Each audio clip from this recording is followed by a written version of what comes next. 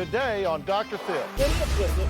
There's road rage, sporting event rage. It's an anger epidemic. I get tense and uptight. For God's sakes, relax. Whoever told you it had to be the way you wanted it to be? You'd punch him out. Yes.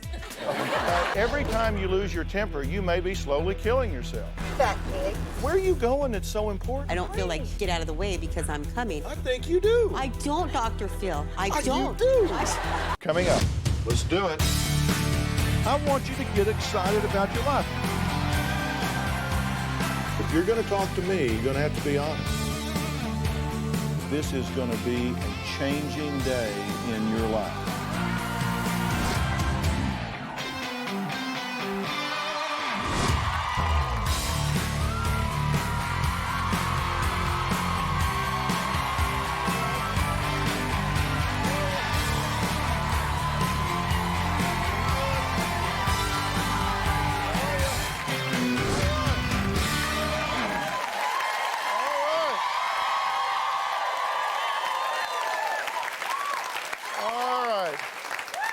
Tell you, there's road rage, air rage, sporting event rage, even grocery store rage. Give me that cucumber. Turn on the news and it's an anger epidemic. The latest high-profile outburst took place right here in Los Angeles at a high school football game. It wasn't the students, it of course was the parents living vicariously through little Johnny, who couldn't control their rage over a disputed play. Not even a game, just a play. Take a look. 911 emergency. There's a big fight at Rivera Park. We need the sheriff immediately. Please hurry. How many people are involved? A lot. Approximately how many? About 100. This scene gives new meaning to the phrase contempt of court. And I thought everyone loved a parade. Well, apparently not in this town. Sure, some people just seem to be more hot-tempered than others, but if you look around you, one thing is for sure, anger is getting out of control. All right, we're talking about anger management today, hopefully anger elimination. It seems people are on edge and the slightest thing can set them off. Now, we sent a special correspondent out on the streets of Los Angeles to find out what gets people angry and how quickly they'll fly off the handle and get hot-headed. It's not an easy assignment. So we chose comedian Bob Perlow, who knows, believe me, knows how to push people's buttons. Take a look at this. We're here among the people, in the streets, trying to find out what sets people off when they're confronted by a jerk like me. The thing is going to happen is he's going to have to... Do you have to shout in my face? Don't push. No, I told you 100 times. What? Nothing gets me more mad than when someone cuts in line. One? I'm in front of you. Yeah. Excuse me. No. Excuse me, I'm in front of you. Who the f do you think you are? I've been standing here before you walked up. All right? One for green. Me first. What the hell are you? The f do you think this is? I was standing here. No, excuse me. You come up and try to cut in front of me? You. All right? You. I cannot stand it when people blow smoke in my face. Would you mind? What? No smoking, first of all. No, I'm gonna... Would you just... No. Rude drivers really tick me off. Yeah. No need for the horn. I get really upset when people don't respect my personal space. Excuse me. Excuse me, just for a minute. No. No room. Could you just move just a little bit? Room for three people. No room. Oh, sure there is. There's plenty of room. All three, right. I'll just sit here. All right. Bob and some people he caught on tape are here with us today. But before anybody lights up a cigarette, I want to know where John is. There you are. All right. So tell me, John, why you reacted the way you did. Because, I mean, you're swinging. You're swinging on the guy, right? Almost. Well, you're slapping the phone out of his hand, well, right? I was grabbing his cigarette. That was what was bothering me the most. Yeah? Yeah. I have a low tolerance of cigarette smoke. Really? Yeah. So. Yeah, we noticed that in the tape. All right, now, Michael, pretty strong words for somebody cutting in line in front of you. I think you were pretty clear on what he meant, right, Bob? Yeah. Because I think he asked you to do something I'm not sure is anatomically possible. So, tell me why you got so mad. I mean, I wasn't that angry, but I mean, I did feel the need to assert myself, and you know, I did choose to express myself a little bit with some colloquial terminology, but you know, I felt the need to get across that you know he wasn't going to be able to do that. Well, did you get nervous? Yeah. That's a big guy. Did you think these guys were going to take you down right there? No, the guy with the cane I thought would really come out. Yeah, because he went to a weapon quick, right? Yeah. I mean, he's taking you out. So, I mean, did you think they were going to, like, move on you? Yeah. If I had pushed it a little further, I think they would have. Yeah, and because you got pretty close right here with him going for the cigarette, right? I was in his personal space, All right, now, how do you guys feel? First, give Bob a hand. That takes a lot of guts to go out there. All right, who thinks that these guys were reasonable in what they did? I mean, if you think, hey, I can see that, I'd be slapping it out of his hand too. Raise your hand, let me see. All right, so that's a bunch. Now, is this we divided y'all up. Okay, is this the rage side over here? Okay, and you guys are the passives, right? Over here. Did you guys think it was reasonable? A reasonable reaction? Yeah. No, you wouldn't do it? All right, I found some of y'all earlier. All right, where's Jackie? Okay, Jackie, stand up. He cut in front of him in line, and you're saying you just whatever? I would mention it. If he's still quite aggressive, then I just let him go. I'm not going to start anything that I don't need to start. Really? You want to go in front of me, go right ahead. All right, so you wouldn't do it? I wouldn't All right, go to that extent. where's Janet? Okay, stand up. Okay, you'd punch him out. Yes. So, I mean, so... I would definitely say something. Bob would be at the dentist today, is what you're saying. Maybe, yes. Yeah. All right, so why? Why would you just, like, roll off your back and you're like, no way, buddy? Probably personality as well. I mean, I just feel it being an injustice. I'd have to say something. All right, because you're just not going to let that happen? No. All right. Now, over here, how many of y'all would say something versus... If you'd say something, raise your hand. Okay, so most people would say something. Well, that's kind of interesting, actually. All right. I want to thank John and Michael for their inconvenience, because we really played a trick on you guys. And so we're going to give you both gift certificates for 2 for dinner and a movie to make up for the few minutes we took out of your life and made you a little crazy, okay? So, and we will put you in the non-smoking section, and we'll get a reservation so you don't have to wait, okay? Do we have to go together? No, you don't have to go together. You don't have to go together. All right, we had some fun with this, but you should know that anger is now considered a significant risk for heart disease. It increases heart rate, blood pressure, releases all kinds of stress hormones, and every time you lose your temper, you may be slowly killing yourself. Now, next, we're going to talk to a woman who has an all-time favorite, road rage.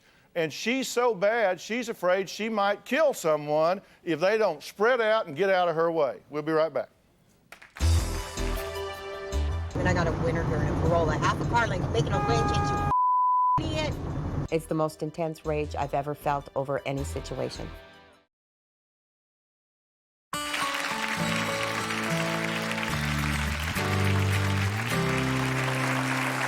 There are over 260 million drivers on our roads. That's not just passengers, we're talking about people in cars. So more cars, more drivers, and way less patience. One study looked at thousands of car accidents and found that over a third of them were no accident at all. The cars were actually used as weapons by angry drivers. Now that's why Lisa's here today. Behind the wheel, she says she's dangerous. We put a camera in her car. Take a look. Then I got a winner here in a Corolla, half a car length, making a lane change, you idiot. My road rage is out of control. It's the most intense rage I've ever felt over any situation. When I get these attacks of road rage, my hands clutch the steering wheel, my neck tightens, my jaw, I just start going, you know, and try to stop yelling. Just wait your turn. Which I'm not very successful at doing at all. Get in your own lane, stupid bastard. I absolutely hate to be late. I do not like people to make me wait, so I rage. Go, idiot. There have been times when I have thought to myself, if I had a gun, I would shoot this idiot's tire out just so it would get off of the road, which is why I do not own a gun. Move it, stupid, it's green. My biggest fear is that in my rage, you know, I might lose control of my car and inadvertently injure an innocent person. Fat pig. Now, when I say innocent, that's obviously excluding the one that's irritating me. Idiot, idiot, idiot. Dr. Phil, please, can you help me get this road rage under control? All right. Now, what's up with this? I mean, you look at that, and does that look extreme to you? Yes, it does. Does it look over the top? Yes, it does. It looks irrational and it looks exaggerated and to me not normal.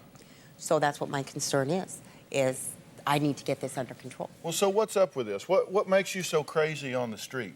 I'm going to tell you what I think, but I want to know what your self-analysis of this is. I think that probably it isn't necessarily what's going on the road, that I think it might be something from other areas that I'm channeling into that, perhaps, because to me that's an acceptable way to vent it, even though rationally I know that that is not acceptable behavior. And I know it isn't normal behavior. Right, but you pretty much just do this in a car, right? Yes. Yes. And it was interesting that you said that, because we asked you to fill out a questionnaire, and we asked you to list the top 10 things that make you crazy. Right. Where you just get into rage. You Right. said people who ignore you when you're at a counter and they're on a private phone call. Yes. You don't like that either. Well, no. So that gets you hot. Rude salespeople. Yes. They get you hot. Rude children, that gets you hot. Yes. Okay, rude school employees, that gets you hot. Well, yes, but not to the extent that the driving, you know, the people on the road and the road part of it. Not like that. I mean, that irritates me. That doesn't make me enraged. Yeah, like, okay. Bus drivers that will pull in front of you just because they know they're bigger than you. Well, they do that, Dr. Phil. They do because they know that you can't go ahead of them That's because right. they're bigger than you. Yeah, rat bastards. Yes, thank you.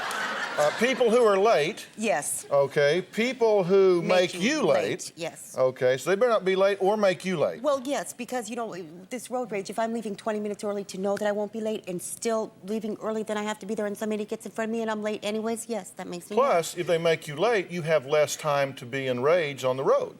They're cheating you out of your rage time. Okay. Right? Yes. Right. Yes. People who continually ask for advice and then don't take it. Yes. You gonna take mine? Yes, I will. I will, Dr. Phil. All right, we'll see. People who snoop through other people's things. Kind of like I'm snooping through your life here. No. So this is okay. This is All right, okay. but a lot of things make you mad. Well, yes. All right, now, would you, let me tell you something that, Okay. well, no, strike that.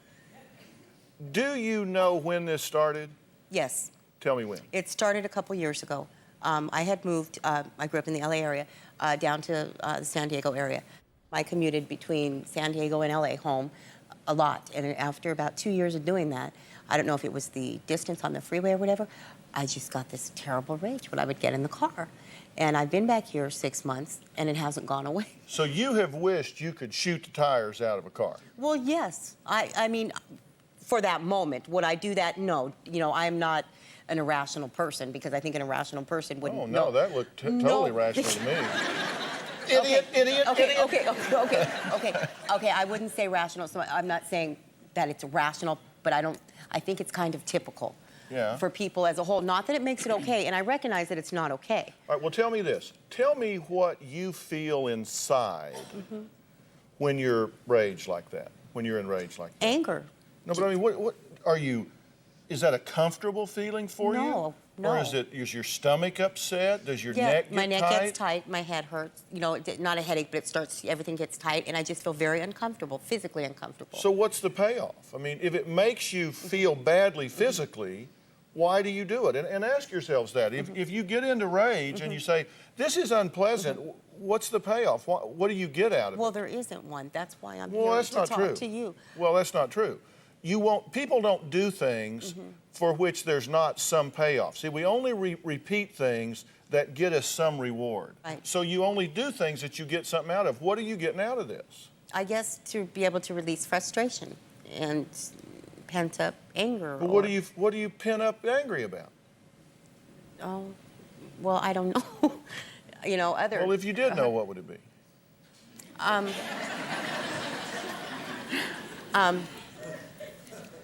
Just, well, things, you know, just different things, different situations, or Like, my children. Are you upset about life?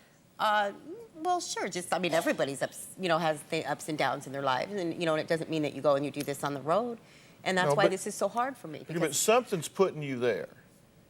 Something's putting you there. Would you like a clue? Yes. You know what upsets people the most? Would you like to know what upsets people Yes, the I most? would. Nah, I'm not going to tell you. No, tell me. Yes, I really want to know. I'll tell you what upsets people the most. It's not what happens. It's a violation of their expectancy set. That's what gets people upset. Y'all get that? It's like if you're expecting one thing and you get something else, that upsets you. There have even been experiments where people say, all right, I'm going to put something sweet in your mouth. They blindfold you, put something sweet in your mouth, and you put something salty in there, and people just greatly react. But if you say, I'm going to put something salty in your mouth, and you put something salty in your mouth, they don't react at all. So it wasn't what you put in there, it was you violated their expectancy. So what are you expecting that you're not getting? I guess just the right to go somewhere without being aggravated. Exactly. Bingo. Now, here's the thing. We got 260 million cars on the road. And you have an expectancy set that says, I'm ready to go, clear out. Lisa is on the road, pull over. No, but Dr. See, Phil, we generally do that when you have a siren on your car. Okay, but Dr. Phil, I don't mean that, I am a priority above anybody else. I just feel that if everybody would just stay focused on what they're supposed to do, that we could all get where we want to get. And you're going to define what they're supposed to do. No. Yes. Okay, yes. Yes. Okay, I mean, because you're getting in there and you're saying, this person's an idiot, he's a moron, he's no good, that is true. because they're not in your flow of the traffic. That is true. Which means you have an expectancy that comes from something that is the absolute core of why you're doing this. Okay. And I'll tell you what that is as soon as we come back. I'm going to tell you what it is. All right? I didn't want to get off too much on other stuff, but they told me just stay on the road with, so that's why. But I mean, if there's something that really bugs you, Can I tell you though? well, what is it? Tell me what it is. Hurry up, go, you'll make the light. Go, it's a left-hand turn. Hurry up, go, go. You idiot.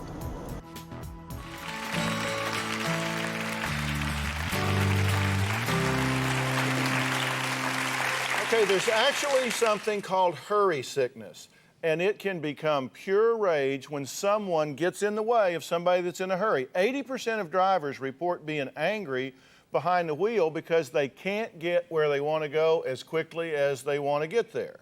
Now, and I want everybody to listen to this because I'm talking to Lisa, but you know who you are, all right? You use your car as a weapon, right? You look at this as like, I'm armed now. Yes. And you better get out of my way. Yes. All right, and I said I was going to tell you the number one reason that you do that, and you're not going to like what I'm telling you, but the number one reason you do that is because you have decided, everybody's got a point of view.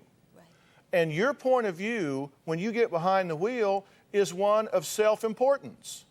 It's like, okay, it's now time for me to go from A to B. I don't care what you people do till I get on this street, but when I get on this street, you better make do, you better clear out, you better stay on my agenda, and that's your violated expectancy.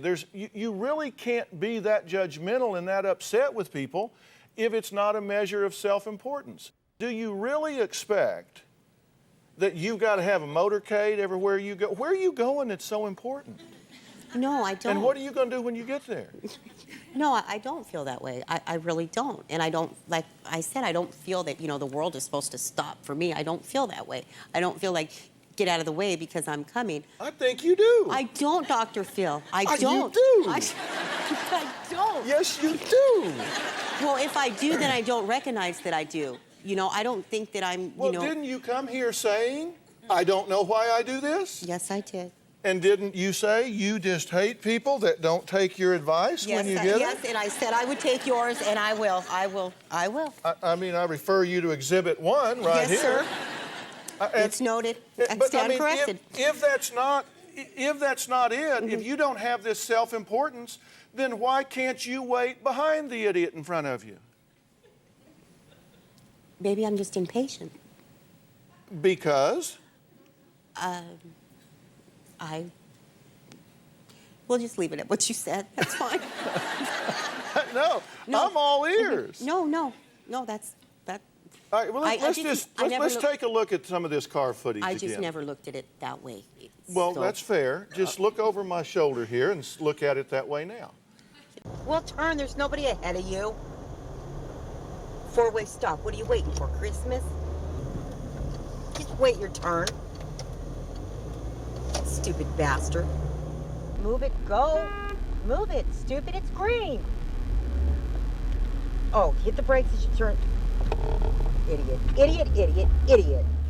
Okay, now, where were you going then? To meet my sister. Okay, to meet your sister. Yes. And when you got there, y'all were like stamping out disease and suffering or creating world peace? I mean, there was obviously some urgency here, right? Yes, there was. So, there's this sense of urgency, and a false sense of urgency comes from self-importance, right? And the fact that because I'm so busy with my children that, everything has to be on a time, or there's no time, there's no time for me to, if I just want to go somewhere by myself for an hour or two, I can't do that because, I always have to be there for them. So I think what it is when I do take a little bit of time for me, it's like, let me just go do what I want to do, So it is important. I guess it is. I guess it is. I look at this as important. To me, and everybody's yes. time is Yes. important. But let me tell you an interesting fact that you may not know. Okay. They've done studies where you get on one side of town and go the other side of town, and they've had one person driving like that, just weaving in, weaving out, racing up to the next intersection, and all that. And then they just got old laid-back Bob, he just kind of cruising along there, doesn't change lanes, just kind of gets over there. You know what the difference in time is for a 10-mile trip? Less than a minute. Less than a minute. Really? Yeah, but you're shooting tires out, running people off the road, all of that for a minute. So, right. No, you're right. You are right. Is it just an unrealistic expectancy? Yes, it is. It is unrealistic, and it to me does. Sitting here looking and watching, if I saw somebody, doing that, I'd say, this one's a nut here. Yeah. It's and I'm not, and that's why I say that's why it bothers me. Well, do you think it might help if you just reframed this whole thing and you just said, you know what, I'm going to operate on the premise that maybe I have unrealistic expectancies. I'm going to operate on the premise that maybe this urgency I feel is really not as strong and valid as I say it is. And if I don't expect everybody to be on my schedule, then I won't be upset when they're not. Do you suppose if you reframed everything like that maybe you could take a different attitude when you get on the road? I think I could. You willing to try it? Yes, I am. You willing to let us put that camera in your car? I will. I will. I told you. All I right. will listen to what you have to say. Well, I'm I going respect your to opinion. hold you to that. I will. All right, next, a woman who says her out-of-control anger has caused her to lose so many boyfriends, she feels she'll be alone the rest of her life. We'll be right back. You got to really think about what I said. Reframe this. You know what I like so much about you? Common sense, and you just, and you know what, you're absolutely right. I just never viewed it as a self-importance thing.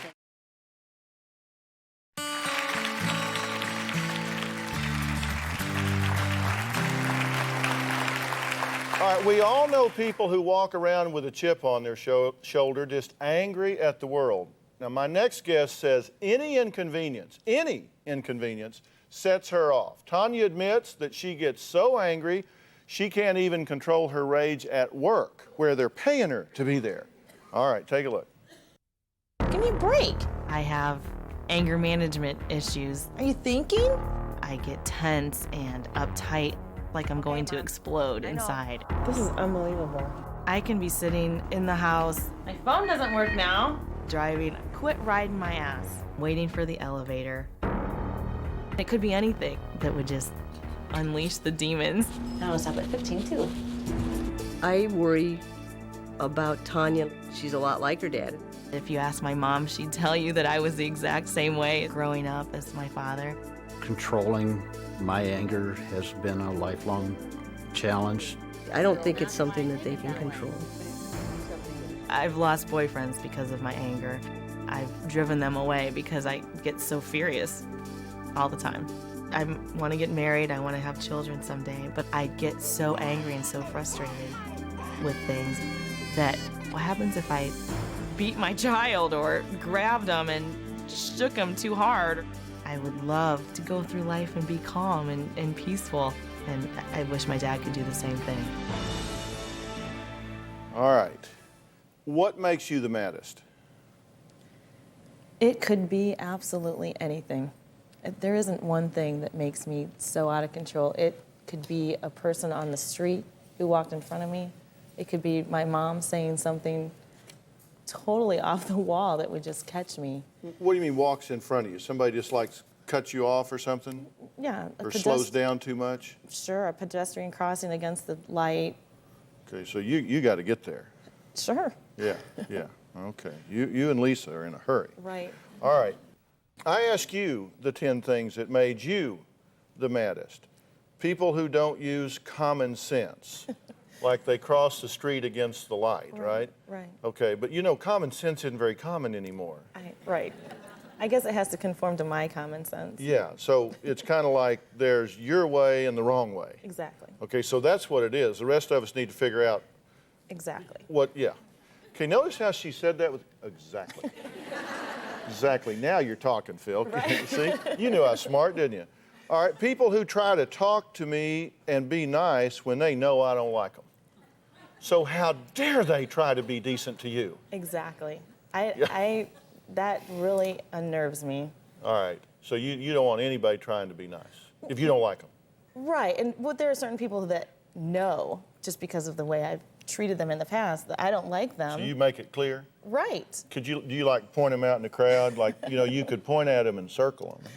Yes. So they know who they are. I could do that. All right. Now, slow elevators, non-considerate people, slow, non-cautious drivers, slow, non-working computers, people who don't listen to answers and ask the same questions over and over again, and being too hot.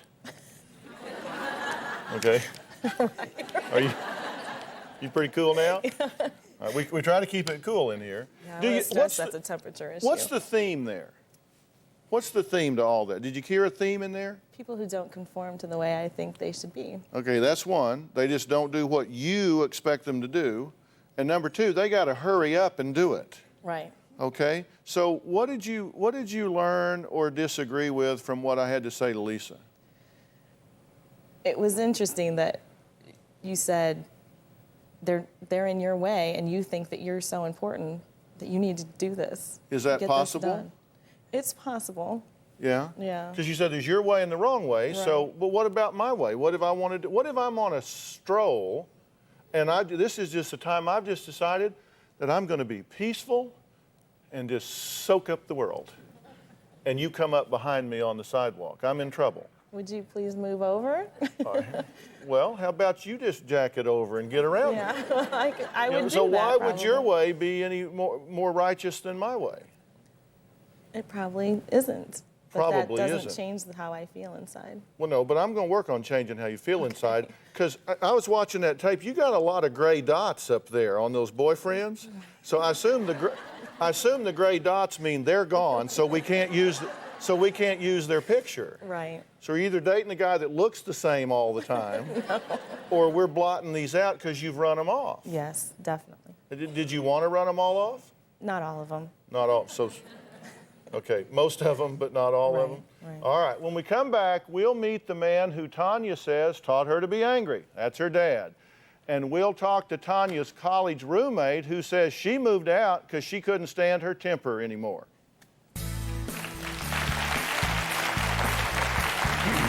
I'm going to talk you out of this. I'm going to talk you out of it.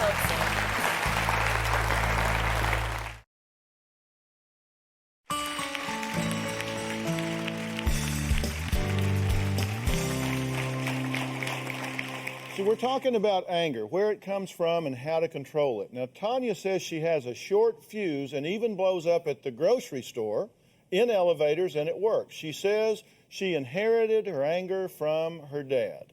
So, and you said in the tape, Dad, that you've spent your whole life fighting this anger thing, right? That's correct. That's an ongoing challenge for me. What sets you off?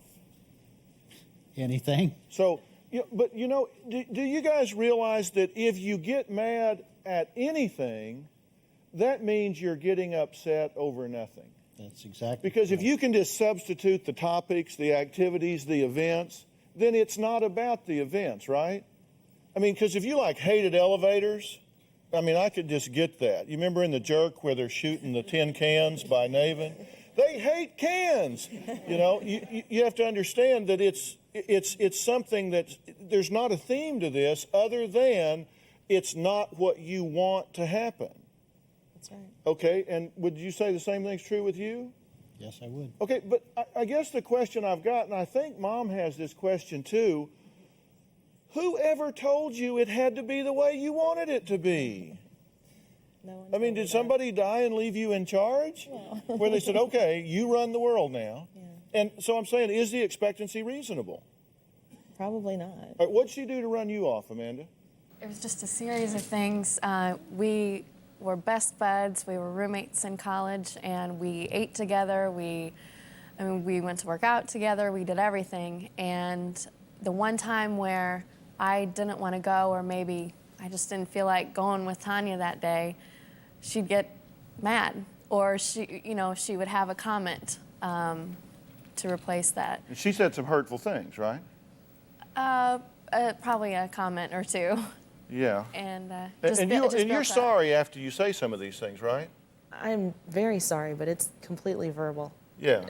Things come out of my mouth consistently. And it's hard to unring a bell, right?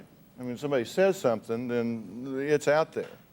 Yeah. But you're sorry about it after the fact. Definitely. Okay? Most times.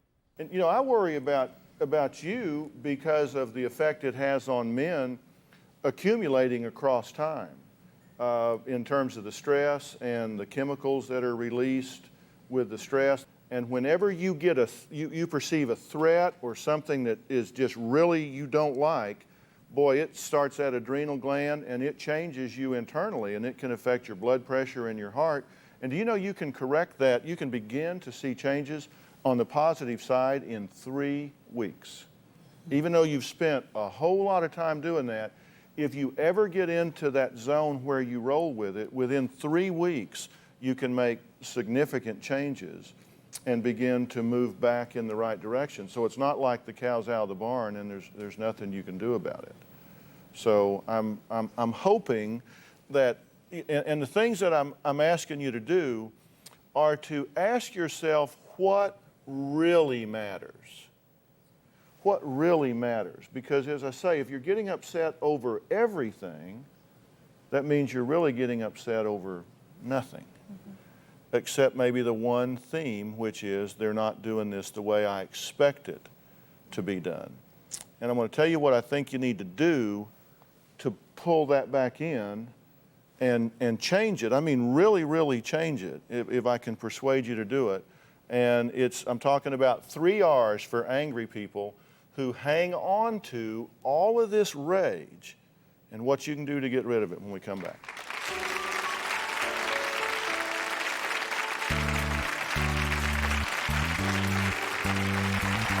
I'm gonna tell you to ask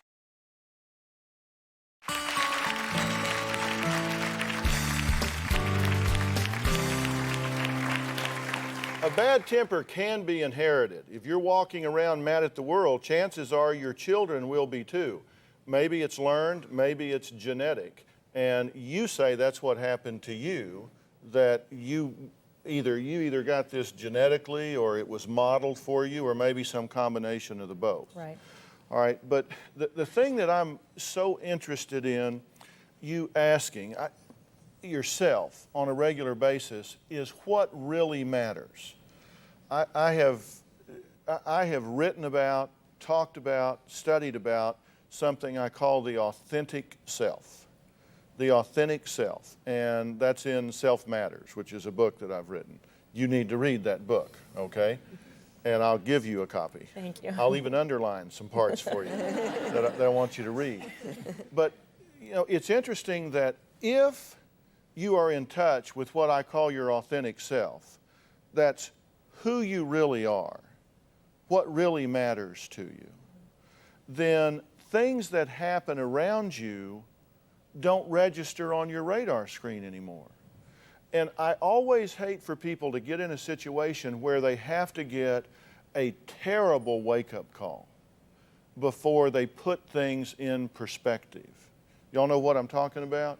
It's kind of like I've been in situations where I've been worried about work, I've been worried about this, I've been worried about that. It just seems like it's just crushingly important until the phone rings and they say they're transporting your dad to the hospital.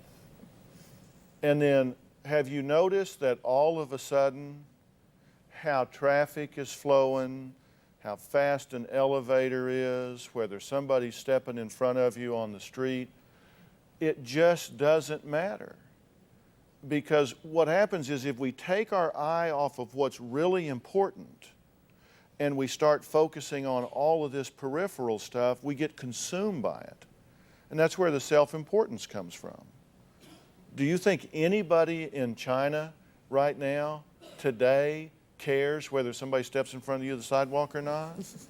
Do you think anybody cares whether that guy goes on green or not? I mean, those are things that if we get this point of view that the whole world's revolving around us, then everything takes on gargantuan importance. And the 3 R's that I want you to think about and just kind of really write on the palm of your hand are what I said to Lisa: reframe everything. And just ask yourself, why do I think it has to be like I want it to be? And I'll guarantee you, you don't want your boyfriends to be everything you tell them you want them to be. I mean, you were attracted to them for who they were. And then if you get them and whip them into shape, I guarantee you'd say, wimp. You would. If they did everything you did and you whipped them into shape, you'd say, God, do you have no identity? Do you have no spine? You would be disgusted with them. So you got to reframe this and say, look, what really matters? If I know who I am and I know what's important in my life, my family, my friends, my health, the things that truly matter, then the little stuff just won't matter to you anymore. And the second R is relax. For God's sakes, woman, relax. I mean, I promise you, you can't tell me what you were upset about in the middle of July. Right. You can't tell me what you were upset about last Tuesday morning. Well, maybe. It was so important that you were just all tensed up that you put your health in jeopardy. A week later, you can't even tell me what it was. Right. So you just have to relax. I mean, physically relax. I often have to remind myself just to breathe. That's what I mean. And so I want you to do that on a regular basis. Relax. Take a deep breath. I mean, tense and then relax, tense and then relax, because sometimes we forget to even recognize the difference between the two. I see people all the time that are tense. They don't even realize they're tense until I make them relax, and they go, oh, that's not how I was feeling. I was feeling like this, and I didn't notice the contrast. Mm-hmm. And then third is react rationally. Reframe it, relax yourself, and then react rationally instead of giving in to all these peripheral things. Will you really consider the fact that the world doesn't have to revolve around you and run on your agenda and follow your rules to be okay? That would be great. Because you might be missing a lot of things. And for you, it's not too late. Dad's still here, Mom's still here, and Amanda, for some reason, does not have a gray dot on her face. I mean, she is still in your life. When we come back, I'll tell you what makes me mad. We'll be right back.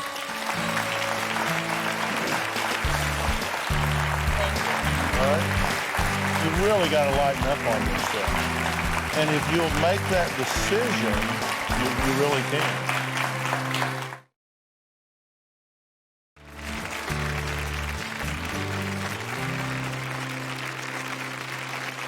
We're surrounded by anger every day. We see it on the news, movies, television, and in some way we're completely desensitized to it. So is it any wonder that we walk around exploding like time bombs at the drop of a hat? You need to learn to get your anger under control before it makes you sick or even kills you. And all of us have it. You know, when you have anger, it's really an expression of hurt, fear, or frustration. And like everybody else, I get upset, and what makes me angry more than anything is seeing people that are bullies or take an unfair advantage of people that can't defend themselves. You know, I feel pretty competent to defend myself, but I see a lot of stuff going on around me. And so what I've tried to do, instead of be angry about it, is try to get involved to do something to talk about it. And that's why I've committed this show to dealing with what I call silent epidemics and giving a voice to people who need it. Thanks for being here. I appreciate it.